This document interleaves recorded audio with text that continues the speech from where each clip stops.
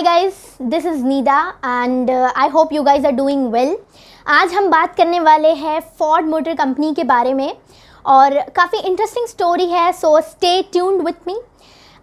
ये कहानी शुरू होती है हेनरी फोर्ड, अमेरिका मिशिगन में जन्म लिए इस बच्चे से। हेनरी फोर्ड जिनका नाम होता है, बचपन से ही मशीनों का काफ़ी शौक़ था इन्हें। यानी बच्चे जब बचपन में खिलौनों से खेलते थे तो इन्होंने उन खिलौनों को मशीनों के थ्रू रिप्लेस कर दिया था। यानी चीज़ों को तोड़ना और फिर उसे जोड़ना, काफ़ी मैकेनिक माइंड था इनका। तो बचपन से मशीनों की दीवानगी इनके साथ थी। तो इस तरीके से फोर्ड मोटर कंपनी का इससे क्या रिलेशन है वो हम जानेंगे। तो 17 साल की उम्र में इन्होंने अपनी स्कूलिंग जो है वो छोड़ दी थी और फिर एज ए मैकेनिस्ट ये कंपनी में काम करने लगे। कुछ सालों बाद इन्होंने काफ़ी जॉब्स छोड़ी एज ए मैकेनिस्ट के बाद। जब उनको एक 1880s में वेस्टिंग हाउस कंपनी में जब जॉब लगी तो उन्हें मौका मिला काम करने का स्टीम इंजन्स के साथ। स्टीम इंजन्स के साथ उन्होंने 1 साल काम किया। वो रिपेयर करने का उन्हें काम दिया जाता था स्टीम इंजन्स को। 1 साल रिपेयर करने के बाद उन्होंने एक चीज़ ध्यान से समझ ली कि steam engine is not the future, steam engine भविष्य नहीं है। उसके बाद जब ये एडिसन इल्यूमिनेटिंग कंपनी में काम करने लगे तो देखिए कई साल इन्होंने छोटी छोटी जॉब एज ए मैकेनिस्ट, मतलब वही जॉब की जो मशीन से इन्हें कहीं ना कहीं रिलेट कर रही थी। उसके बाद धीरे धीरे करके ये एडिसन इल्यूमिनेटिंग कंपनी में आए एज ए चीफ इंजीनियर और ये कंपनी उनके लिए महत्व इतनी रखती थी। 1880s में इन्होंने ये कंपनी ज्वाइन की थी। ये कंपनी का इम्पोर्टेंस उनके लिए काफ़ी ज़्यादा था क्योंकि ये एज ए चीफ इंजीनियर इन्होंने ज्वाइन किया था। और मज़ेदार बात एक और है कि इस कंपनी के दौरान दिन में वो इस कंपनी में काम किया करते थे और रात में वो उनका कुछ तो घर के पीछे गैरेज था उनका, जहाँ वो कुछ तो अपना इनोवेटिव काम चालू रख रहे थे। यानी दिन में वो एडिसन कंपनी में काम और रात में गैराज में कुछ उनका मशीन्स के साथ काम चल रहा था, जो सामने आया 1897 में जब वो आए अपने क्वाड्रीसाइकिल के साथ। जी हाँ, उन्होंने क्वाड्रीसाइकिल एक हॉर्सलेस कैरेज यानी बिना घोड़े की गाड़ी बनानी चाहिए, जो उन्होंने 1897 में बनाई। ये एक गैसोलीन पावर्ड व्हीकल थी जिसमें आईसी इंजन लगता था, क्योंकि वो पहली कंपनी में काम करके ये पहचान गए थे कि स्टीम इंजन जिसमें एक्सटर्नल कंबस्टन इंजन लगा होता है वो फीचर नहीं है। सो इन्होंने इसमें आईसी इंजन का इस्तेमाल किया और कहा जाता है कि इन्होंने ये गाड़ी जो स्टार्ट हुई तब रात के अंधेरे में ये गाड़ी स्टार्ट हुई थी। इस तरीके से क्वाड्रीसाइकिल को उन्होंने इन्वेंट किया, मैं ये कह सकती हूँ। उसके बाद 1903 की जो रेस होती है उसमें ये गाड़ी विन करती है। इससे क्या हुआ, उस गाड़ी को एक्नॉलेजमेंट मिलने लगी, एडवर्टीजमेंट इनडायरेक्टली होने लगी और लोग जानने लगे कि ये क्या चीज़ है। क्योंकि उस समय अमेरिका का वक्त ऐसा था कि अमीर और गरीब दोनों के बीच में काफ़ी ज़्यादा फासले थे, अमीर या गरीब या मिडिल क्लास के बीच में।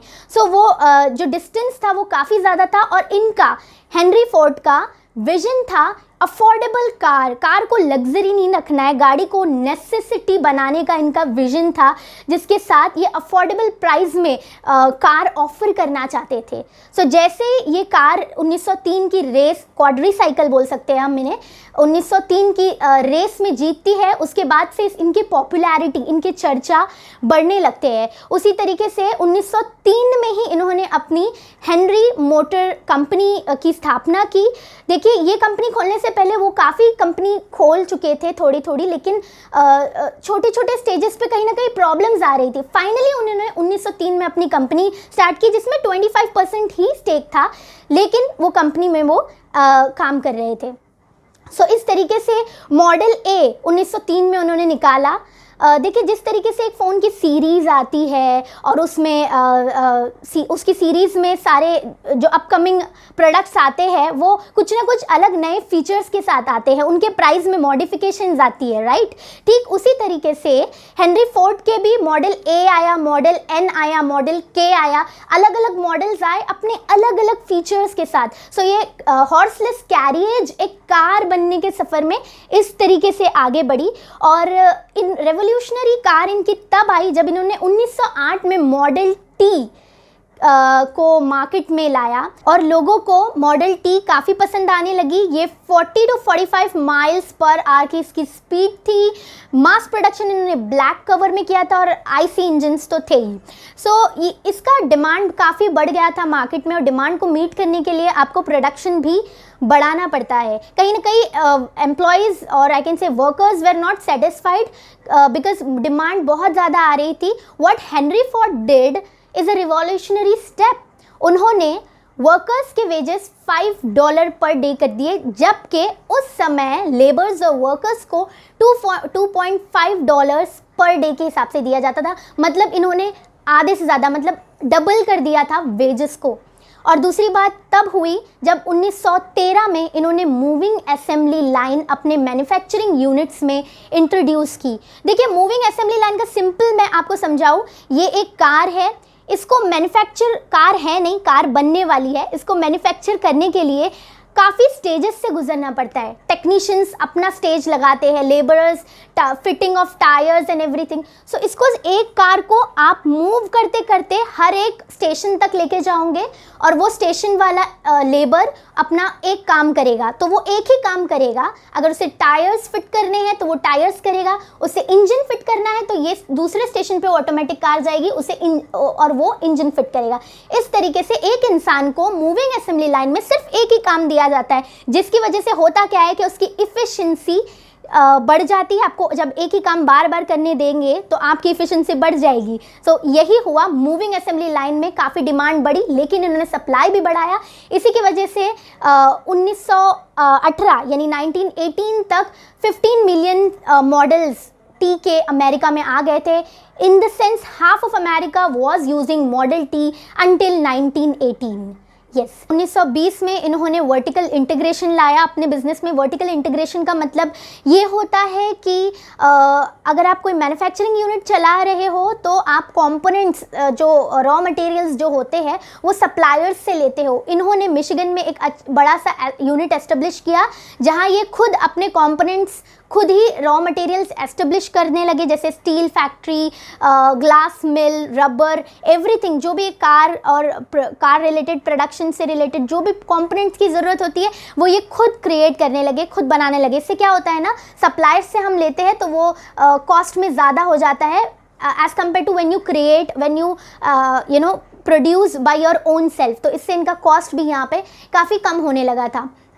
और आपको ये बात बता दूं कि वर्ल्ड वॉर 1 और वर्ल्ड वॉर 2 में फोर्ड मोटर कंपनी का काफ़ी ज़्यादा इन्वॉल्वमेंट रहा in terms of manufacturing of bombers, aircraft and airplanes etceteras.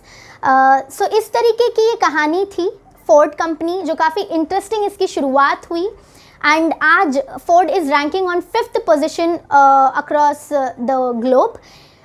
And when you see this story from business perspective, you will get to know कि इन्होंने focus किया उस चीज़ पे जो चीज़ ज़रूरत की थी।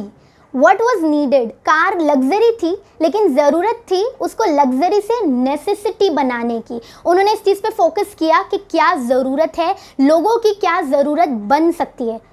ये चीज़ we can take from Ford.